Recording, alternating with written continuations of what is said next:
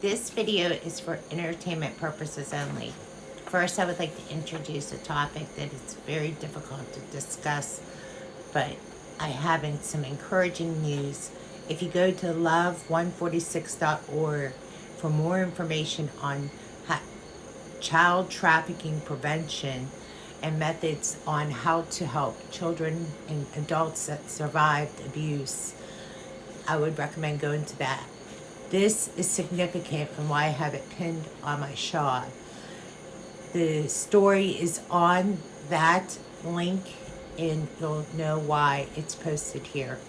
To help raise funds and raise money, go directly to this site, love146.org. It's a child trafficking prevention, and they rescue children from all types of abuses worldwide, especially what's going on here in the United States. Now, this segment here is something I've been working on for years. Ever since my dad died in 2000, I've collected and accumulated some things because I went to counseling. My sisters were victims of trafficking, so I know a little bit about this topic. And when I say a little, I know enough to say this, that this is really significant to me because I too went to counseling as I was a witness to some of this stuff too. And it's a very real topic and it's a very real subject for me. And I want to share with you what happened to me after my dad passed away in 2000. He was a victim as well as my mother and my family because of what happened to my sisters in a daycare center. Now, I don't know the story specifically because the details are always, left out. It's usually left in very, sadly, truthfully, they don't tell us everything that happened to my sisters, but they were rescued by the authorities, and that was in 1985. What I have learned through therapy, and lots of it, is that there is hope. And there is hope in recovery, and you got to stay in recovery the rest of your life, most likely, but you can live a life, and there is hope. And I accumulated some things because I'm Gen X, 55. Didn't want to say that, but I am 55. And something that what I learned about trafficking is you stop playing, you stop being a child, and children need to play, and they need to play therapy. And one of the things that I learned significantly from the therapist is about play therapy. So I decided to participate in this type of therapy.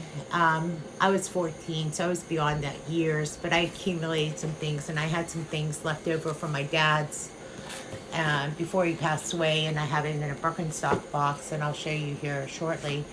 And some things I accumulated that it's like almost 26 years later since my dad died. And I never really thought about doing this video, but ever since I came across this anti-trafficking website, I decided to make it a mission to talk about it and how recovery really works. And it's very important that you know that there's all types of recovery involved. A lot of times what happens to trafficking victims is they become drug abusers, sex addicts, and prostitutes because of what happened to them. And it's no fault of their own because they were victims as children. So I want to introduce the 12-step program, and there's a lot of methods to that too. A lot of people are introduced to the 12-step program in recovery. So that's not out of the question.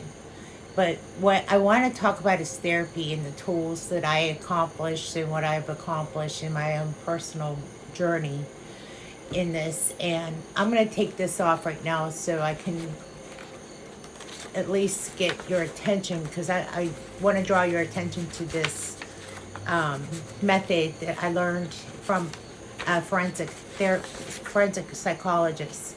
While going through this case, we were in Pittsburgh, Pennsylvania, and our case went to family court.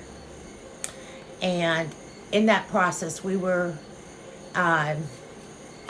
went before a judge several years of this, of course, and the judge ordered that we were mandated to go to therapy, and we went to several types of therapies.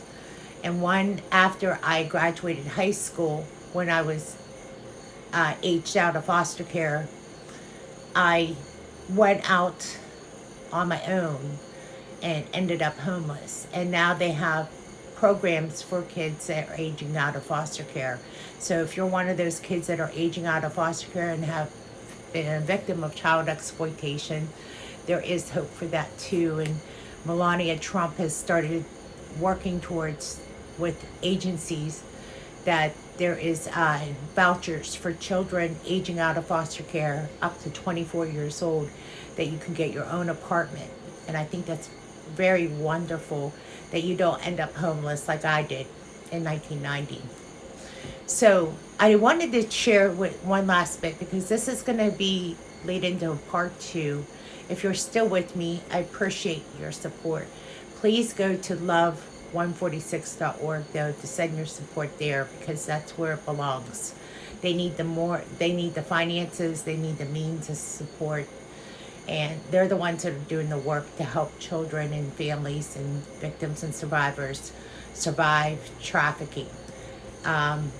What I'm here to do is to share my insight in what I've learned. So here is what is going on with me. I have this box that I was telling you about, and one of the things I learned about recovery and therapy is that I had these dolls left over, and I even added to it, and one of it was the bag lady. I don't know how significant, I don't remember why it was the bag lady, but the bag lady had obviously a bad hair day. And then of course Skipper was my favorite, but that was the teenager. I had Skipper in there and a baby, that represented my sister, who was the trafficking survivor. And during that time, I was playing with Holly Hobby. So I will elaborate more about that at another time. Not right now, but I'm going to do a part 2, and I'll explain this more to you. But what really helped save the day for me was special, is that I came across these dolls at Dollar General, and these amazing little I don't know if you call particle board signs at Dollar General. And this reminded me of my childhood. Like, POW. And I kept it. I was just elated when I found these. And I've had these ever since my dad passed away. Bam. And this really helped my recovery, as far as inner child and recovery and therapy and all these things. But what really launched my recovery was these 2 dolls. Now, there's Lee, and I didn't name them because I wanted help naming them, and they're hosting a show. And I put it on YouTube, and I was going through a lot during that time, so I didn't really want to do a broadcast unless I had a set design and exactly how I was going to go about doing it. But Lee, and I'm just going to say for the time being, Ben, like B-I-G-N, Ben, or B-I-G-H, both had a character role in my recovery. And they were funny because they were the spa ladies, and I was going through domestic violence and recovery, and I brought them with me. Through the years, I've been through a lot of therapy and recovery, and I really love these dolls so much, and I was just so grateful to share this. But please go support that. If you're a domestic violence survivor and need recovery, I did it through inner child therapy and also EMDR and all these other types of therapies. I really encourage the healing and recovery and the journey ahead. And it's really helped me grow as a person. I hope this helps you as well as it helps me. Thank you for listening, and God bless you.